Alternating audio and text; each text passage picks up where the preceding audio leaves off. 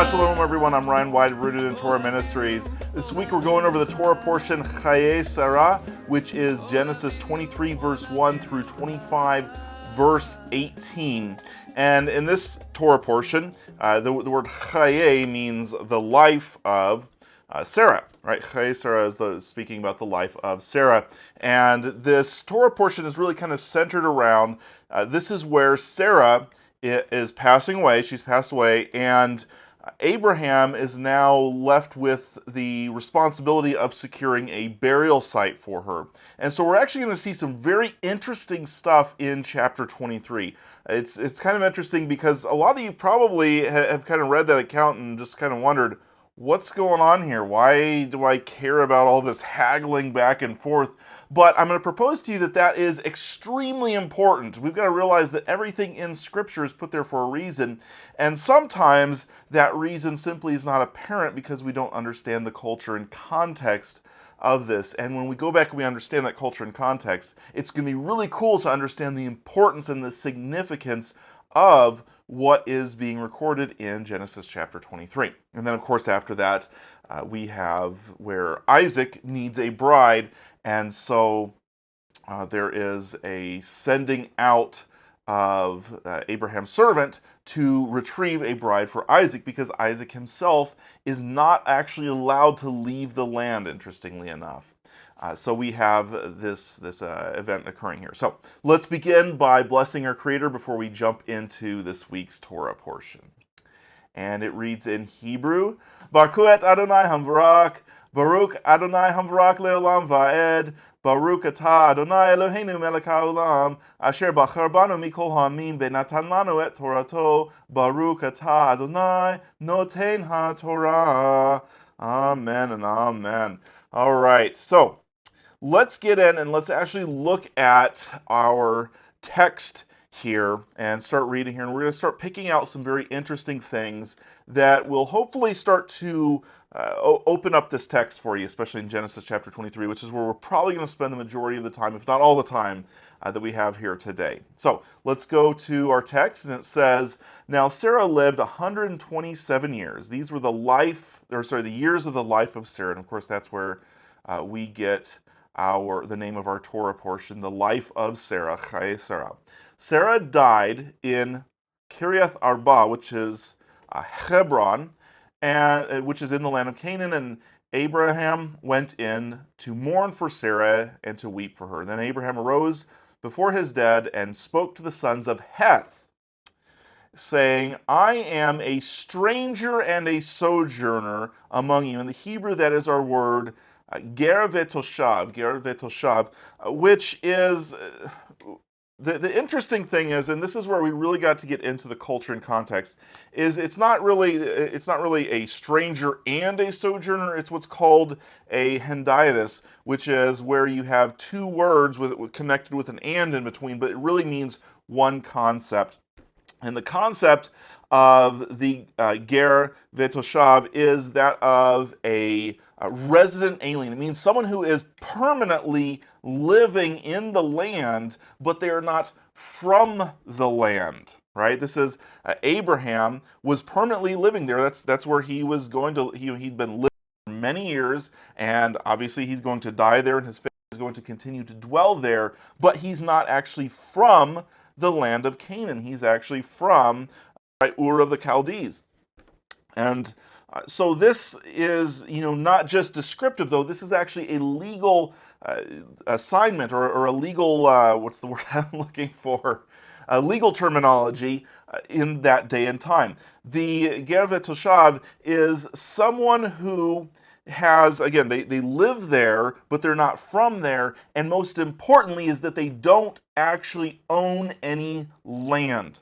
Land ownership was very huge back in this day and time. In fact, it really hasn't been until really about the modern era where land ownership and your place in society aren't necessarily equated to one another. You can have someone who's extremely rich nowadays who actually may not own any land per se. They have other sorts of property, intellectual property or something like that. But in this day and time, land was huge. Okay, so land gives you social status to begin with, so it's extremely important. And that social status allows you to better interact with the people. People are going to trust you more if you're a landowner, right? If you don't own land, you are looked down upon as either an outsider, which Abraham to them was an outsider because he hadn't grown up in the land, had not lived there. And it also kind of goes to show that you don't have any real source of power in there. Now, realize this is in their mindset. Of course, we know that Abraham's source of power was God himself. And so there's not really concern there with Abraham. But it is interesting because Abraham in this passage is going to do some dealing in order to secure some land. So let's go in and let's look at the text about what transpires and why it's so important. Why doesn't the text just say, and so Abraham went out and bought land? Why does it have to tell us this whole deal that's going on here? So let's look at this. Abraham says, I am a ger v'toshav, which is a resident alien among you. Give me a burial site among you that I may bury my dead out of my sight.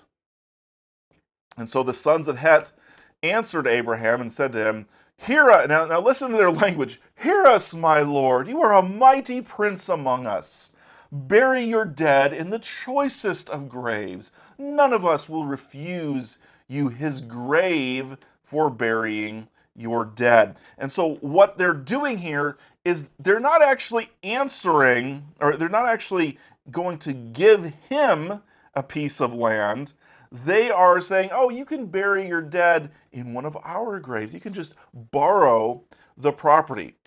And so Abraham rose and bowed to the people of the land and the sons of Het, and he said to them, if it is your wish for me to bury my dead out of my sight, hear me and approach Ephron, the son of Zohar, for me, that he may give me the cave of Machpelah, which he owns. Notice the emphasis here on ownership, which is at the end of his field. Now, this is interesting. For the full price, let him give it to me in your presence for a burial site. This is extremely important that Abraham be able to pay the full price in the presence of these witnesses. Why? Well, we're going to kind of see here. Look at what Ephron does. He says, no, my lord, hear me. I give you the field, free gift. I give you the cave that is there. In the presence of the sons of my people, I give it to you.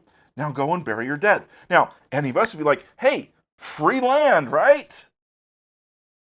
Well, look at Abraham's not so excited about what he's being offered here. He's being offered free land, but Abraham wants to pay. So look at this. Again, Abraham bows before the people, and he spoke to Ephron. So you can kind of see Abraham bows before the people of the land, and so you kind of see there's this emphasis on the people of the land, and he's doing this in front of an audience.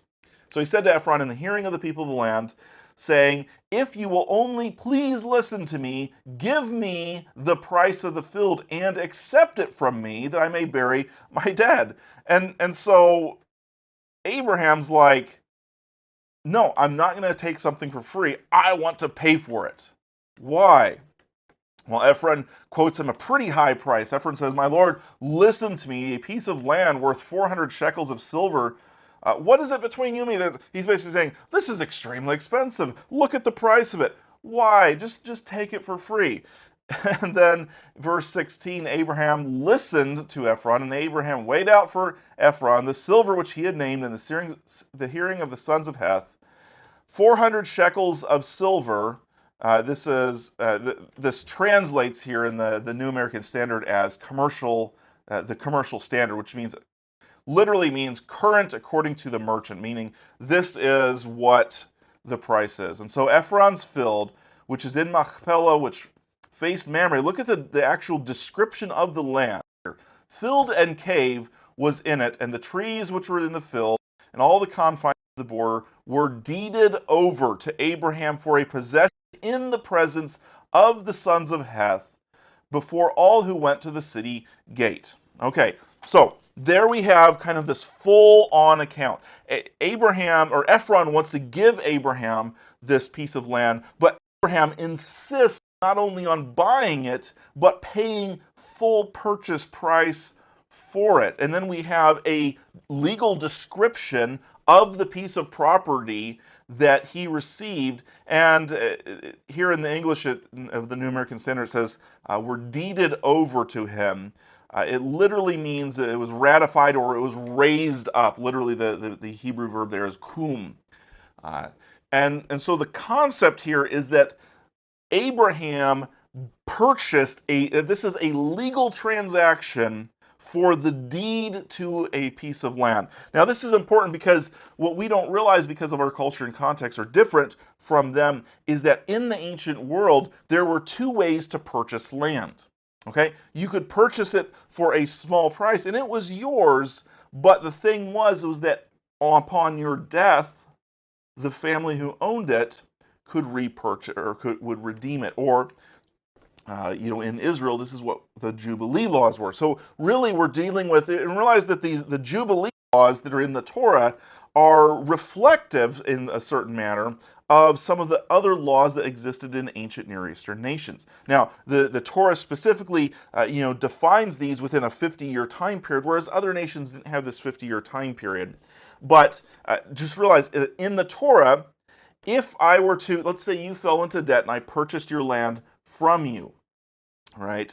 It's my land, I get to use it, whatever crops I grow, they belong to me, but at the end of the Jubilee cycle, at the end of that 50-year period, the land reverts back to you because it's your permanent possession, right? And so my purchase price really isn't going to be reflective of the real land value. It's going to be reflective of the ownership of that land for however many years it is until the Jubilee cycle. Does that make sense to you?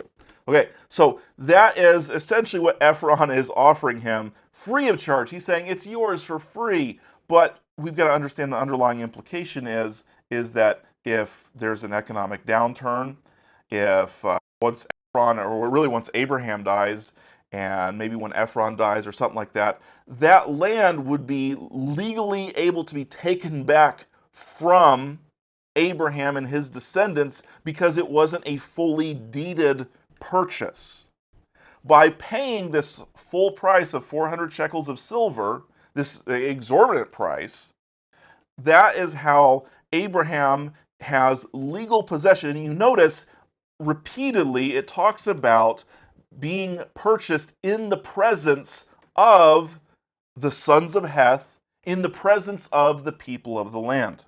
So there were witnesses to this deal. So in the future, when Ephron falls into debt and he says, no, give me my land back, the people say, no, we stand as witnesses. We saw the full purchase of the price of the land. It's recorded here. This is the deed. You cannot take this back. This now becomes permanent possession to Abraham and his family. So the purpose of all of this haggling going on here is to tell us that Abraham himself legally purchased fully deeded land in the land of Israel, in Hebron, which is kind of interesting because right now, in today's world, the land that is Hebron right now is in dispute between who actually owns it. Does Israel own it or do the Palestinians own it? This is where we have the Tomb of the Prophets, and this has become a holy site, obviously, for the Jewish people, but it also is a holy site for the Muslims, and so there is this contention that goes on there. Now, why is it so important that Abraham has this piece of land? Is it just because he wants to bury Sarah there? I'm going to propose no. I'm going to propose that there's more to the story than just him having a piece of land to bury Sarah. It's about him actually owning part of the land of Canaan, because this gives him, as I was talking about earlier on, this gives him certain legal rights. And this is really cool for me personally, because this was on my very first trip to Israel on a tour. I was helping out a buddy of mine teaching on this tour, and during this we were actually walking through the streets, possibly, there's actually some ancient ruins and stuff there. This is possibly where Abraham was actually having this discussion with the sons of Heth, which, for me was just like, wow, this is really cool. We're actually here.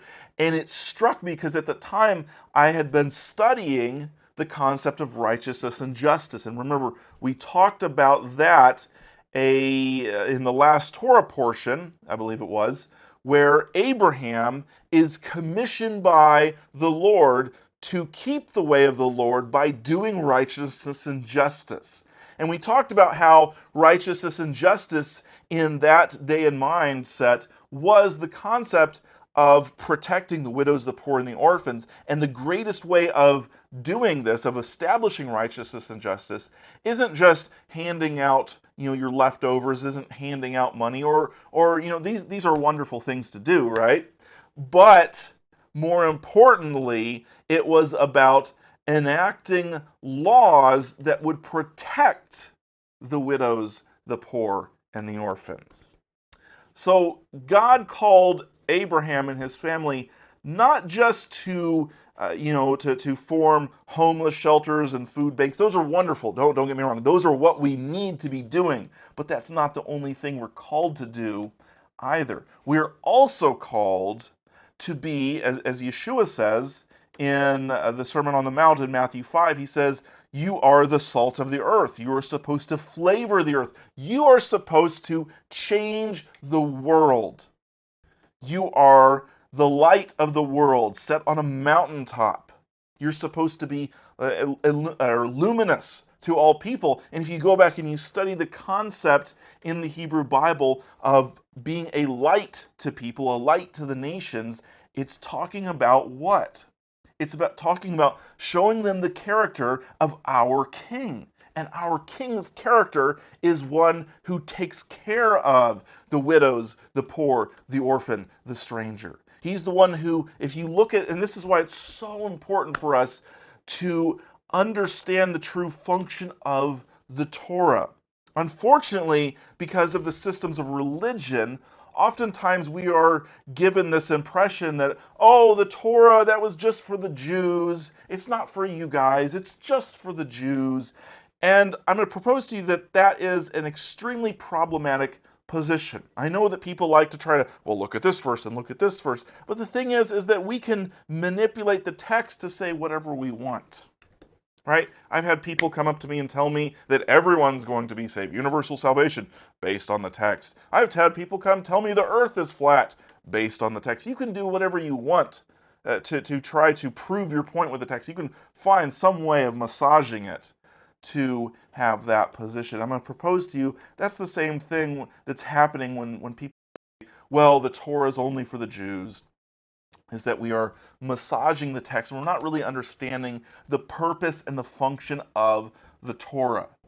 When we study the Torah in its ancient Near Eastern perspective, the Torah is God's laws enacted here on earth to provide protection for the widow, the poor, the orphan, and the stranger. For anyone who is being oppressed, we look at the laws. Do not commit murder. Why? Because you're oppressing someone. Do not steal, because that's someone else's belongings. Right? Do you see what I'm getting at here? The majority of the laws in the Torah are actually focused on person-to-person relationship. Love your neighbor as yourself. Don't take advantage of him, because if you fail to love your neighbor as yourself, you are oppressing him. And so it is God's duty as the righteous judge to enact laws that protect your neighbor. See, that's the thing here, that we've been raised in this, how to put that nicely, this absurd mindset that law is somehow bad. Let me ask you a question. Let's say that you're driving down the road with your children or your grandchildren or someone that you really care about, and you're driving down the road and the speed limit is 65 and you're driving right there at 65. Maybe you're going a little bit faster, maybe you're going 68, but you're right there around where the speed limit's at. And as you're there with your loved ones in the car, someone comes flying past you, probably going 100 miles an hour. And they are just, pedal to the metal, they're just flooring it. They're weaving through traffic, as you know these people always do. Let me ask you a question. Are they breaking the law? Yes. Now, consider your mindset at this time. Consider your mindset versus their mindset. What is your mindset concerning the law? Your mindset is the law is righteous, the law is good. We need this law because this idiot who's driving 100 miles an hour, swerving through traffic, he easily could hit me or someone else and kill me. So you're sitting here thinking, praise be to the people who set the speed limit at 65 miles an hour. Now, the person who's driving that car, I'm guessing he's saying, oh, the law is oppressive. The law is ridiculous. This is not, I'm under the grace of the United States. I don't need the law. And so he's zipping through here. So you look at these two situations. I'm going to propose to you that this is a great metaphor for the Torah itself. The Torah is designed to protect life, to enhance life, to protect the people who are just trying to get from point A to point B, who are just trying to grow their crops in order that their families may eat. And so for those people, the law is good, the law is righteous. It's the people who are outside of the law who just want to take shortcuts from point A to point B, who actually want to, they say, oh, well, you worked for your food. That seems like a lot of work. Harvesting, planting, that's a lot of work. It'd be a lot easier if I just found someone who's already doing this. They're so worn out from doing this that I'm just going to take advantage of them, or I'm going to steal from them. Those people are outside the law. And so for them, the law is evil. The law is bad. Which one are we going to be? Are we going to be people who say God's law is righteous, God's law is good, God's law brings life? Or are we going to be the people who say, I don't need the law, I just need grace? Because the people who don't need the law oftentimes are the people who are taking advantage of the people who desire the law. That's a very sobering thought if you think about it. So, getting back to Abraham, what is going on here? Abraham needs to purchase the land because in that day and time, the law, the way that the law of the land was decided upon and enforced. You got to realize that in the land of Israel, or in the land of Canaan, it was not yet the land of Israel at this time, there was not a king over the land of Canaan. It was basically a bunch of little fiefdoms. There may be, we read about when Israel comes into the quest of Canaan, about King Og and King this and King that. But you realize we're talking about a very, very small piece of land, right? Israel is not a very large piece of land. And there's tons of kings. What's going on with all these kings? You gotta realize this is not, that Canaan was not a kingdom. It was basically just a bunch of city-states where this king, he was basically king of the city plus the surrounding countryside, right? So here we have Abraham. He goes to the sons of Chet, who are living in the city of Hebron, which at this point in time was actually not called Hebron. I'm trying to look here really fast, but you remember that it was actually named, it was Kiriath Arba, right? Kiriath Arba. And so he goes to the city, Hebron or Kiriath Arba, and he's trying to make a deal for a field that is in Machpelah, right? So Hebron is where the king, possibly, this is probably before there was even a king over this area, but he goes before the ruling council of this city, and this ruling council is in control of the countryside around Hebron, which is where we have Machpelah, right? And we know it actually historically, because I've actually been to these various sites, and it's actually not that far of a distance. I mean, we're talking, realize that the cities, they weren't like Minneapolis, where I'm at, or something like that. We're talking about very, very small cities. So in these cities, they would have their courts, if you will. They didn't have a special building for the court. They had these courts at the gate of the city. So whenever you hear something about the gate of the city, you got to realize that the gate of the city is where legal transactions took place. And these gates, you'd have one gate here and one gate here, and in between you have kind of a space, and in the wall there's these little like areas that you can go and meet. So this is what Abraham is doing, is he's going there to meet with these people, and by purchasing land and being a legal landowner, that gives him, according to the customs and traditions of the people of the land at that time in the ancient Near Eastern world, that gives him legal right now to sit in council. It basically, if you would think about it, it gives him the right to be on the city council. He's an elder. He now owns land. Now he can sit and influence the laws of the land. So I'm going to propose to you that this whole episode that's taking place here is not just for the purpose of finding a place to bury Sarah. It's about being able to carry out the mandate that was given to Abraham in chapter 18 of the book of Genesis. By owning land, this is like him running for city council member or something like that, right? Except for you don't run for office. It wasn't a democracy. It was I forget what the word is, but it's based on who owns land. And so now Abraham owns land. Now Abraham and now Isaac and his offspring are now able, at least in this one city, to sit there and say, no, that's not a just law. Let's enact this law. And so they're able to become the salt of the earth, the light of the world. They're able to show people there's a better way of doing things. They're able to begin to show people the true character of our King.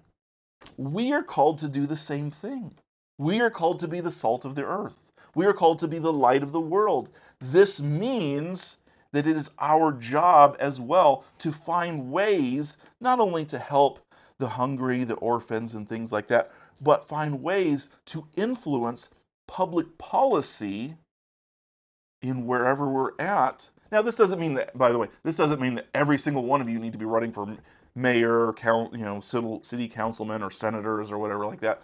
But we as a body should be producing fruits of people who are able to then get into politics in whatever nation we're in and start to influence them for the better, showing them that our King's way is better than anything that this world has to offer. Amen? Let's finish up by blessing our Creator who's blessed us with this awesome responsibility.